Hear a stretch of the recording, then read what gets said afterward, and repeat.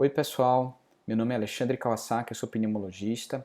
Eu fui convidado pelo pessoal das BAG, em parceria com a Casa Hunter, para falar um pouquinho no segundo fórum sobre asma grave, que está acontecendo agora em maio de 2020. Queria até agradecer esse convite, parabenizar essas duas instituições, que apesar dessa época tão conturbada por causa do Covid, estão conseguindo organizar um evento nessa situação, para ver a importância que eles estão dando para a asma grave, né? Para começar, a asma grave ela ocorre em 3 a 5% dos asmáticos.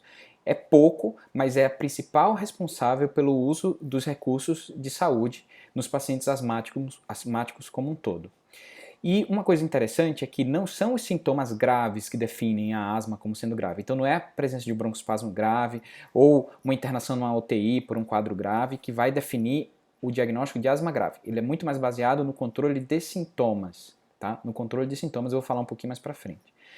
E isso acontece desde que o paciente esteja usando a medicação da forma adequada, ou seja, conforme foi prescrito, com a técnica adequada, e ele estiver tratando as outras doenças associadas que podem piorar a asma, como, por exemplo, refluxo, rinite ou sinusite. Então, tendo tudo tratado certinho, se esse paciente não estiver bem controlado, ele é considerado como asma grave. Mas o que é tratar direitinho?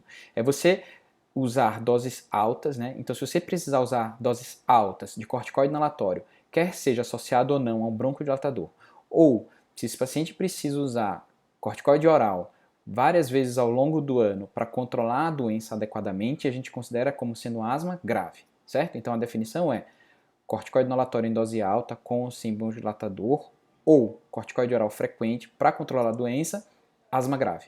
Ou, se você estiver fazendo isso tudo e mesmo assim você não estiver controlando a doença, também é considerada como asma grave. Lembrando que tem que estar usando as medicações da forma adequada, conforme prescrito e tratadas as comorbidades. O que é corticoide inalatório em dose alta? Então, todo mundo que é asmático usa ou deveria usar corticoide inalatório, né? Não existe mais uso isolado de broncodilatadores, a gente tem que usar corticoide inalatório.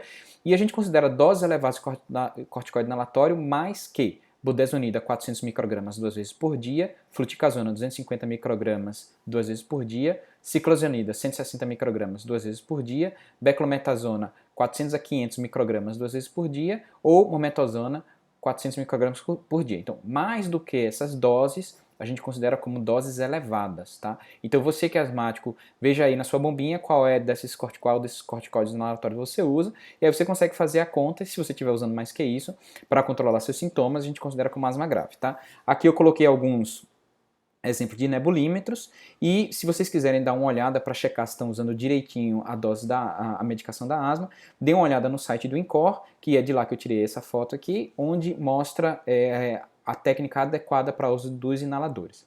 Aqui outros inaladores que a gente tem no mercado, tá?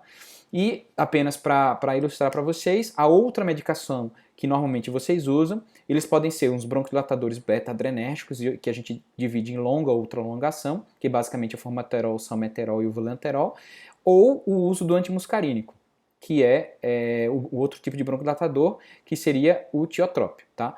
Também no site do INCOR vocês vão ver o uso de todas essas bombinhas, tá bom?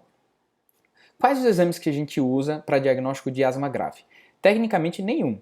Agora, se a gente for falar em diagnóstico de asma, a gente precisa de um exame funcional pulmonar, que o exame de eleição é a função pulmonar com e sem broncodilatador. Tá? Ele é essencial.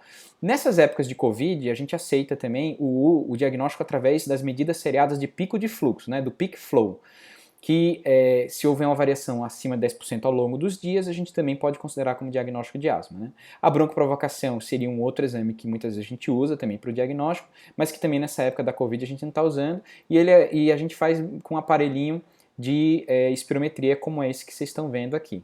Alguns outros exames eles podem ser pedidos, mas não são essenciais, seriam um raio-x de tórax, um hemograma com IgE, o perfil alérgico e uma tomografia de tórax. Esse perfil alérgico pode ser cutâneo, pode ser ao exame de sangue, mas também a gente não faz para todos os pacientes. Como fazer esse diagnóstico na época de Covid? Como eu disse antes, né, o ideal seria você ter um pico de fluxo. Se você já é asmático, você já tem um diagnóstico prévio, você não precisa fazer uma espirometria nova. Se você está fazendo diagnóstico agora, o ideal é com pico de fluxo, tá? A recomendação é, faz uma avaliação clínica pormenorizada, ver o caso clínico, os sintomas, o exame físico. Se tudo for sugestivo, você pode fazer um diagnóstico de asma e postergar a função pulmonar. tá? Se você tiver a disponibilidade do pico de fluxo, pode ajudar, mas isso não quer dizer que você não vai fazer a sua função pulmonar.